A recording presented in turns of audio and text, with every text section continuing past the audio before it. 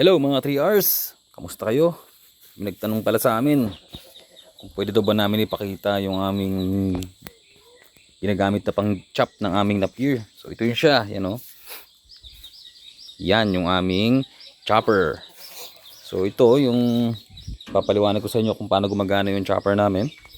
So dito sinusubo yung Napier o pwede rin yung kahit anong damo. Kahit mga legumes, pwede yan. Kayang-kayang i-chop yan ng ating machine chopper. So dito naman sa likod, ito yung kanyang pulley. Yan.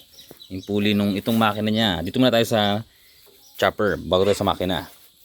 So gumagamit siya ng pump belt. Yan. Okay. Tapos, dito naman, ito yung kanyang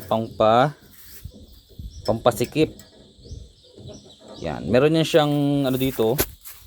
Meron yan siya ditong yan, naputol nga lang kaya nagawa kami ng improvise. Ito. So pag naglagay kami ng pump belt, pag nilagay yung pump belt dun sa pulley, yan. Lalagay namin ito, yan. Para sumikip yung pump belt niya. Para makahatak ng mas maganda. So yan, may spring siya para yung kanyang itong pampasikip. And then dito siya lumalabas. Yan. Okay, tapos na tayo sa chopper. Next video natin is bubuksan natin kung ano itsura nung machine chopper natin, ha. Marami rin kasing bolt yan siya kaya medyo matrabaho rin. And then ito naman yung aming makina. Yan, Kingston 12 HP. Okay, 12 horsepower, napakalakas. Ito yung mga ginagamit sa bangka. So siya ay diesel kaya medyo matipid. Kahit na napakamahal na ng diesel ngayon. So dito yung yan yung label ng kanyang diesel.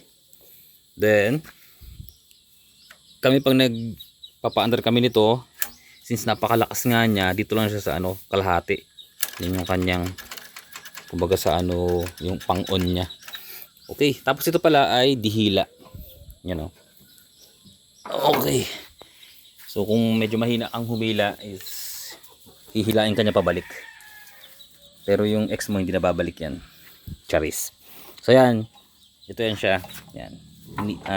Tinatali siya paikot. So bago hilain. Okay. Yun lang. Para dun sa nag-comment. Tatanong kung ano yung tsura ng ating ginagamit na machine chopper. So ito siya. Ito pala ay hindi nabibili. Kasi pinasadya namin to. Meron naman ding mga nasa sa TikTok at saka sa ibang mga sa Facebook, marami din ako nakikita ng mga machine chopper. Grass chopper, iba-ibang klase. Yung iba mga dikuryente.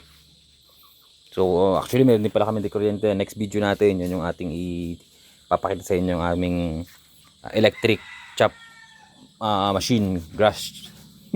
Ayun. So yun, ito naman is diesel. Kaya kahit brand out, kaya nating mag-chop ng ating Napier. Okay, next video natin is bubuksan natin to. And yung isa pa is yung electric chop machine natin. Okay. So sana na-satisfied yung ating follower na nagtanong about sa ating chop machine. Sabi ba yun? Chopper. Ayan. Okay. Happy goat farming. Like, share, follow for more. Bye bye.